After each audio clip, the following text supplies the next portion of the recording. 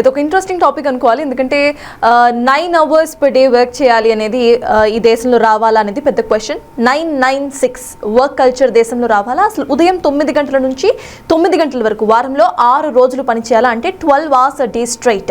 ఈ విషయంలో కార్పొరేట్ దిగ్గజం నారాయణమూర్తి చేసిన కమెంట్స్ వైరల్గా మారాయి. ఇంకా చెప్పాలంటే ఓ సంస్థ ఉద్యోగి తన భార్య డెలివరీ కోసం హాస్పిటల్కి వెళ్ళక అక్కడి నుంచి కూడా పనిచేయమని బాస్ అడిగేంత వరకు పరిస్థితి వచ్చిందంటే వర్క్ కల్చర్ ఎంత టాక్సిక్గా మారుతుందో అర్థం చేసుకోవచ్చు.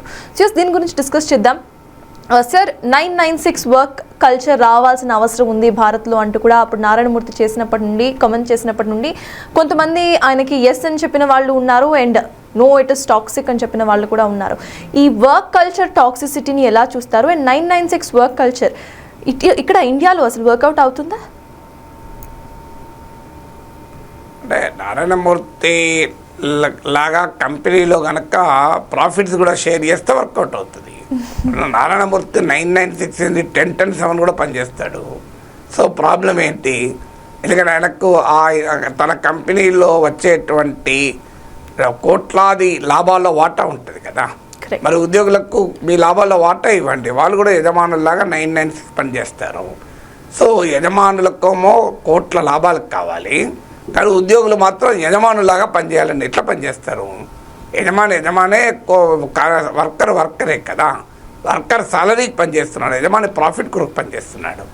సో ఆ తేడా గుర్తించకుండా చేయాలంటే ఎట్లా కరెక్ట్ అవుతుంది? రెండవది, మనకు ప్రొడక్టివిటీ అంటే నెంబర్ ఆఫ్ అవర్స్ ఏనా? ప్రొడక్టివిటీని quantitative terms number of hours, ఎన్ని మీటింగ్లు అటెండ్ అయ్యావు, ఎన్ని గంటలు ల్యాప్టాప్ ఆన్లో పెట్టావు, ఎన్ని జీమెయిల్స్ ఇచ్చావు, ఎన్ని వాట్సాప్లో మెసేజ్లు ఇచ్చావు, ఇదా ప్రొడక్టివిటీ అంటే? ప్రొడక్టివిటీ అంటే క్వాలిటీ ఆఫ్ ద వర్క్ ఉండాలి. నీకు 8 గంటలు పని చేస్తే ఒక గివెన్ అమౌంట్ ఆఫ్ వర్క్ అయితే 12 hours పని చేస్తే కూడా గివెన్ అమౌంట్ ఆఫ్ వర్క్ అవుతుందా? మీకు ఇది క్షేత్రగణిత మెన్సురేషన్ కాదు కదా, ఇది దిస్ ఎ లైఫ్ కదా. మీకు అదెవరో ఒక సైంటిస్ట్ గురించి జోక్ ఉంది. 2 రాడ్స్ ఉన్నాయి, ఒక కార్డ్బోర్డ్ ఉంది, ఒక రాడ్ పోవటానికి ఒక హోల్ చేశారు. 2 రాడ్లు పోవటానికి ఎన్ని హోల్స్ కావాలి అంటే తెలివినోడు 2 హోల్స్ కావాలన్నాడట. తెలివి ఉన్నాడు ఏమంటాడు, ఒక్కో హోల్లోకి వెళ్ళి కూడా 2 పోతాయి కదా అంటాడు. సో ఇప్పుడు ఈ తేడా ఎట్లుందంటే 2 రాట్లకు 2 హోల్స్ కావాలన్నట్లుంది. ప్రొడక్టివిటీ అంటే ఇదా లెక్కలేయడం. ప్రొడక్టివిటీ అనేది how much quality of work your done. Output కాదు, అవుట్కమ్ ముఖ్యం కదా. ఇప్పుడు ఈ నారాయణమూర్తి చెప్తున్నది అవుట్పుట్, మరి అవుట్కమ్తో సంబంధం లేదా? సో 8 గంటలు, ఇప్పుడు 996 అంటే ఏంటిది? 9 AM to 9 PM. So 12 hours పనిచేయాలి అంటే ఇంటికి వచ్చారు 10ంటికి రావాలి అంటే 9 hours 9 AM to 9 PM for 6 days. అంటే ఒక సండే ఒక్కరోజే హాలిడే ఉంటుంది. అంటే 12 into 6 72 hours పనిచేయాలని. ఆ సండే కూడా ఎల్ఎన్టీ వాడు వచ్చి తీసుకెళ్ళిపోతాడు. ఎల్ఎన్టీ చీఫ్ అన్నాడు కదా, సండే రోజు నీ భార్య ముఖం చూసుకుంటూ బోరు కొట్టదా, నీ భర్త ముఖం చూసుకుంటూ చూస్తే బోరు కొట్టదా అన్నాడు. ఆయనకు బోరు కొడుతుంది కావచ్చు, అందరికి ఎందుకు బోరు కొడుతుంది? సో ఆయనకేమన్నా భార్యతో పంచాయతీ ఉండొచ్చు, మనకు తెలియదు కదా.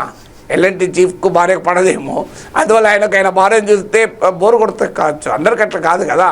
నాకు నా భార్యను చూస్తే ఎక్కలేనిది స్ఫూర్తి రావచ్చు, ఉపశమనం. చాలామందికి భర్తలకు రోజంతా పనిచేసి వచ్చాక భార్యతో కూర్చొని ఒక 1/2 hour కాఫీ తాగితే it works as a very big relief. So అది అర్థం కావాలి కదా. ఒక కూతురు వచ్చి నాన్న అనుకుంటూ ఒడిలోకి వస్తే it gives very big relief కదా.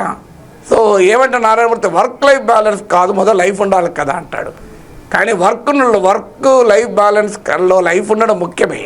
అసలు లైఫ్నే చంపేసే రీతిలో వర్క్ ఉంటుందంటే ఎట్లా? అప్పుడు చూడండి, ఆ మేనేజర్కు ఆ ఉద్యోగికి ఉన్న కన్వర్జేషన్ రెడిట్లో పోస్ట్ చేశారు. ఏంటి ఆ కన్వర్జేషన్? భార్య డెలివరీకి, కొడుకు పుడుతున్నాడు, ఒక అద్భుతమైన అనుభూతి ఉండే సమయము. ఆ సమయంలో ఏ భార్యన కోరుకునేది, ఎందుకంటే పిల్లలకు జన్మ ఇవ్వడం, చైల్డ్ బర్త్ ఇది రీబర్త్, ఒక మహిళ జీవితంలో పునర్జన్మ. సో అట్లాంటి ఒక సంక్లిష్టమైన సమయంలో తన భర్త పక్కన ఉండడం అనేది ఎంత కీలకము. సో ఇక మేనేజర్కి ఏమర్థమవుతుంది అంటే యంత్రాలకు కావు కదా, మనుషులు బాట్లు రోబోట్లు కాదు, మిషన్లు కాదు. సో ఆ అనుభూతి మళ్ళీ జీవితంలో రాదు.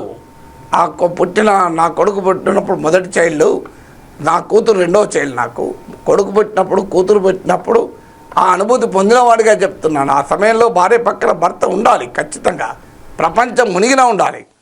మీకు అమెరికా లాంటి దేశంలోనైతే హాస్పిటల్లో తండ్రిని షెట్టిడు అని చెప్పి బిడ్డను ఎత్తుకోమంటారు.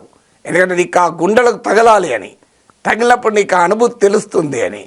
సో ఈ అనుభూతి మానవ సంబంధాలు లేని యాంత్రిక సంబంధాలతో జీవితాన్ని డబ్బుతోనే కొలిచేటువంటి సంస్కృతి, కార్పొరేట్ సంస్కృతి అద్దులు దాటిపోతున్నది కదా.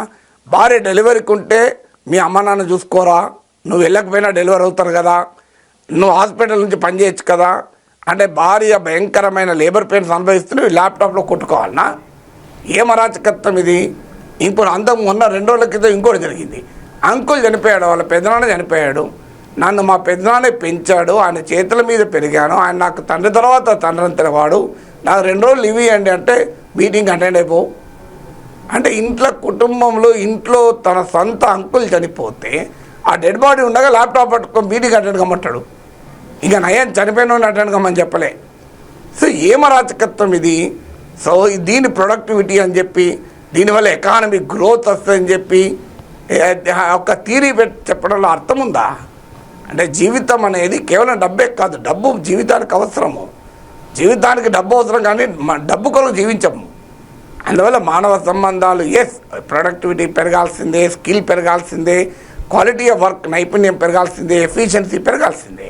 కానీ దట్ డజంట్ మీన్ జీవితాన్ని మనిషి సంపాదించే దేని కొరకు, మనిషి ఉద్యోగం చేసే దేని కొరకు జీవించడానికి కదా. ఇక జీవితం లేనప్పుడు అవన్నీ ఎందుకు అనే క్వశ్చన్ వస్తుంది కదా.